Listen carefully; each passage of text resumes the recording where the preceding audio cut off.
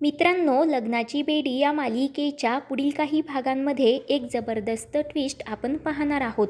राघव विनायकला भेटण्यासाठी कॅम्पमध्ये आलेला असतो, तर इकडे सिंधूसुद्धा सावी आणि विनूला घेऊन कॅम्पमध्ये आलेली असते. प्रिन्सिपल मॅडम विनायकची काळजी घेतल्याबद्दल सिंधूचे आभार मानत असतात. तर सिंधू म्हणते, ते तर माझं कर्तव्यच होतं. सावी विनायकला म्हणत असते, जर त्या मुलांनी पुन्हा तुला त्रास दिला ना, तर मला येऊन सांग, मी बघतेच त्यांच्याकडे. त्यावर सिंधू विनायकला म्हणते, तुला कुणालाच बोलवायची गरज नाही, कारण तू स्वतः खूप स्ट्रॉंग बॉय आहेस. वाईट वृत्तीच्या लोकांचा तू सामना करू शकतोस आणि तुझे जे काही प्रॉब्लेम्स आहेत ना, ते तू तुझ्या बाबांना नक्की सांग. त्यांच्यापासून काहीच लपवू नकोस, असं प्रॉमिस आता सिंधू विनायककडून घेते. त्यावर आता विनायकसुद्धा होकार देतो. तर सिंधू सावीला घेऊन घरी जाण्यासाठी निघते आणि मित्रांनो, त्याच वेळेला समोरून राघव येत असतो. परंतु मुलांची असणारी गर्दी त्यामुळे राघवचं लक्ष सिंधूकडे जात नाही. सिंधू तेथून निघून जाते. त्यानंतर राघवला कॅम्पमध्ये समोर पाहताच विनायक मोठ्यानेच बाबा असं ओरडतो. तर राघव पळतच येऊन विनायकला घट्ट अशी मिठी मारतो. तर प्रिन्सिपल मॅडम म्हणतात, मिस्टर राघव, बरं झालं तुम्ही इथे आलात. ॲक्च्युली काल रात्री विनायकच्या पायामध्ये खूप जास्त पेन होत होतं. ते ऐकून राघव खूपच घाबरतो. त्यावर प्रिन्सिपल मॅडम म्हणतात, घाबरण्याचं काही कारण नाही. आमच्या कॅम्पमध्ये एक डॉक्टर आहेत. त्यांनी विनायकवर चांगले उपचार केले. आता त्याची तब्येत एकदम ठीक आहे. तर राघव म्हणतो, विनायक, एक दिवस बाबापासून दूर काय आलास, तर माझ्यापासून गोष्टी लपवायला लागलास का? म्हणून आता राघव विनायकवर रुसून बसलेला असतो.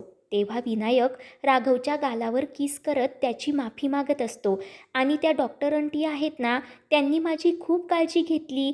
आता मी एकदम फिट आहे. तर आता राघव प्रिन्सिपल मॅडमला विचारतो, मी त्या डॉक्टरांना भेटू शकतो का, ज्यांनी विनायकची काळजी घेतली? त्यावर प्रिन्सिपल मॅडम म्हणतात, ॲक्च्युली त्या डॉक्टर आत्ताच येथून गेल्या.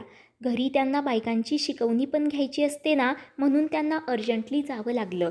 तर इकडे गावातील एक व्यक्ती गणपत पाटलांना सांगत असतो की जेव्हापासून माझी बायको त्या डॉक्टर सिंधूकडे शिकवणीसाठी जात आहे ना, तेव्हापासून ती माझं काहीच ऐकत नाही. तिच्या कामाचे पैसेसुद्धा ती मला न देता बँकमध्ये टाकते. पण आता भाऊ, तुमचंच त्या डॉक्टर सिंधूसमोर काही चालत नाही, तर मी तरी काय बोलू? कारण तुम्ही धमकी देऊनही डॉक्टर सिंधू शिकवण्या घेतच आहे. शिकवणी तिने अजिबात बंद केली नाही. त्यामुळे आता पाटील अजूनच सिंधूवर चिडतो आणि त्याच्या काही गुंडांना लगेच सिंधूच्या मुलीला म्हणजेच सावीला किडनॅप करण्याची ऑर्डर देतो. तर दुसरीकडे विनायक सारखं राघवसमोर डॉक्टर आंटीचं कौतुक करत असतो. ते पाहून राघव म्हणतो, विनू, आता मला नक्कीच तुझ्या त्या डॉक्टर आंटीला भेटायलाच हवं आणि त्यांना थँक्ससुद्धा म्हणायला हवं. तर दुसरीकडे सावी छान तयार होऊन बाहेर पडते. सिंधू विचारते, तू कुठे निघालीस एवढी छान तयार होऊन? कोणी येणार आहे का? त्यावर सावी सांगते, हो, माझे बाबा येणार आहेत. ते ऐकून सिंधूला मोठा धक्काच बसतो. तर सावी भर पावसामध्ये सायकलवर सिंधूला घेऊन बाबांना भेटायला घेऊन जाण्यासाठी निघते. सिंधूला काही समजत नसतं, परंतु पावसामुळे राघवने ज्या झाडावर लिहून ठेवलेलं असतं की तुझे बाबा लवकरच परत येतील, ते पुसून जातं. तर सावी ते पाहून खूपच नाराज झालेली असते. ती सिंधूला म्हणते, आई, तू माझ्यावर विश्वास ठेव. खरंच बाबांनी माझ्या प्रश्नाचं उत्तर दिलं होतं. तेव्हा सावीला समजावत सिंधू पुन्हा तिला घरी घेऊन जाण्यासाठी निघते आणि त्याच वेळेला समोरून राघवची गाडी येत असते. परंतु पावसाचा जोर खूप असल्यामुळे पुन्हा एकदा राघव आणि सिंधूची चुकामुक होते. त्यानंतर दुसऱ्या दिवशी सकाळी गावातील पाटलांचे जे काही गुंड असतात ना, ते सावीवर नजरच ठेवून असतात, कारण त्यांना सावीला किडनॅप करायचं असतं. तर इकडे सावी आणि विनायक सोबतच गार्डनमध्ये फिरत असतात, गप्पा मारत असतात. तेव्हा विनायक सावीला म्हणतो, तुला माहिती आहे का, माझे बाबा पण ना एक पोलीस ऑफिसर आहेत.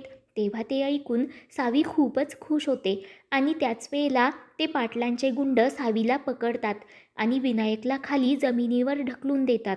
तर सावी कडाडून त्या गुंडाच्या हाताचा चावा घेते. तर इकडे विनायकसुद्धा एका गुंडाचा पाय घट्ट असा पकडून ठेवतो. तेव्हा तो गुंड पुन्हा विनायकचा हात सोडत त्याला दूर ढकलून देतो आणि मित्रांनो, त्याच वेळेला राघव तिथे येतो आणि विनायकला तो आपल्या मिठीत घेतो. राघवचा राग आता खूप अनावर झालेला असतो. तर पोलीस अंकलला पाहून सावी खुश होते. राघव विनायकला दूर उभं करतो आणि त्या गुंडांना सावीला सोडून द्या म्हणून धमकी देत असतो. परंतु ते गुंड मात्र राघवचं काही एक ऐकायला तयार नसतात. तर राघव त्यांना खूप चोप देऊ लागतो. तर एक गुंड सावीला घेऊन तेथून पळत असतो आणि त्यानंतर राघव त्या गुंडांना पुढे जाऊन आडवा होतो. तर तो गुंड लगेच सावीला दूर फेकून देतो. ते पाहून राघव घाबरतो आणि हुशारीने पळत जाऊन सावीला आपल्या हातांवर झेलतो. तर सावी खूप खुश होते. राघव काठीनेच त्या पळणाऱ्या गुंडांच्या पाठीवर काठीने वार करत असतो. तर तो गुंड लगेच खाली पडतो. तर राघव सावीला आपल्या पाठीवर घेत त्या गुंडांची चांगलीच धुलाई करत असतो. तर सावीसुद्धा हसतच आणखी मारा पोलीस अंकल असं मोठ्यानेच ओरडू लागते. त्यानंतर ते गुंड बेशुद्ध होतात. तर राघव पोलीस स्टेशनमध्ये फोन करून त्या गुंडांना तेथून घेऊन जाण्यासाठी सांगतो. अशा प्रकारे राघवने गुंडांच्या तावडीतून सावीला सुखरूपपणे सोडवलेलं असतं. तर राघव सावीला विचारतो, कोण आहेत ते गुंड आणि तुला कुठे घेऊन जात होते? त्यावर सावी म्हणते, पोलीस अंकल, मला नाही माहीत ते कोण आहेत. थांबा, मी त्यांनाच विचारते. म्हणून आता सावी त्या बेशुद्ध पडलेल्या गुंडांच्या कमरेत लाथ घालते आणि त्यांना तुम्ही कोण आहात, मला कुठे घेऊन जात आहात असं विचारत असते. तेव्हा ते पाहून राघवला खूप हसू येतो. तो सावीला म्हणतो, अरे वा, तू तर खूप बहादूर आहेस. त्यावर सावी म्हणते, हो, कदाचित बाप्पानेच तुम्हाला माझी मदत करण्यासाठी इथे पाठवलं असणार. राघव म्हणतो, हो, पण तुझं नाव काय आहे? त्यावर सावी लगेच तिचं नाव सांगते. तेव्हा ते ऐकून राघवला तर मोठा धक्काच बसतो. कारण सिंधू आणि राघव त्यांना जर मुलगी झाली तर तिचं नावसुद्धा सावीच ठेवणार असतात. तेव्हा राघवला ते सर्व काही आठवत असतं. त्याच वेळेला विनायक तिथे येतो आणि राघवला म्हणतो, बाबा, तुम्हाला माहिती आहे का, सावी त्या डॉक्टर अंटीची मुलगी आहे, ज्यांनी माझ्यावर उपचार केले होते, माझी काळजी घेतली होती आणि सावीने सुद्धा मला त्रास देणाऱ्या मुलांपासून मला वाचवलं होतं. तेव्हा विनायकचे ते बोलणे ऐकून आणि सावीची हुशारी पाहून राघवला सावीबद्दल खूप नवल वाटत असतं. तो सावीला थँक्स असं म्हणतो. ते ऐकून सावी म्हणते, तुम्ही कशाला मला थँक्यू म्हणता? उलट मीच तुम्हाला थँक्यू म्हणायला हवं, कारण तुम्ही तर माझा जीव वाचवलात. ते पाहून राघव विचार करतो की सावी किती छान आणि निरागस मुलगी आहे. माझी आणि सिंधूची जर मुलगी झाली असती ना, तर तीसुद्धा अशीच असती. तर सावी मनाशीच म्हणत असते, विनायकचे बाबा किती छान आहेत ना, मलासुद्धा असेच बाबा असायला हवे होते. म्हणून आता सावीलासुद्धा राघव हा बाबा म्हणून खूप आवडलेला असतो. ती एकटक राघवकडे पाहत असते. तर राघवसुद्धा एकटक प्रेमाने सावीकडे पाहत असतो. तर विनायक दोघांनाही विचारतो, काय झालं? तर दोघेही लगेच शुद्धीवर येतात. मित्रांनो, पुढील ट्विस्ट तुम्हाला कसं वाटलं? कमेंट करून नक्कीच कळवा आणि पुढील अशाच भागांच्या अपडेटसाठी आपल्या चॅनलला सबस्क्राईब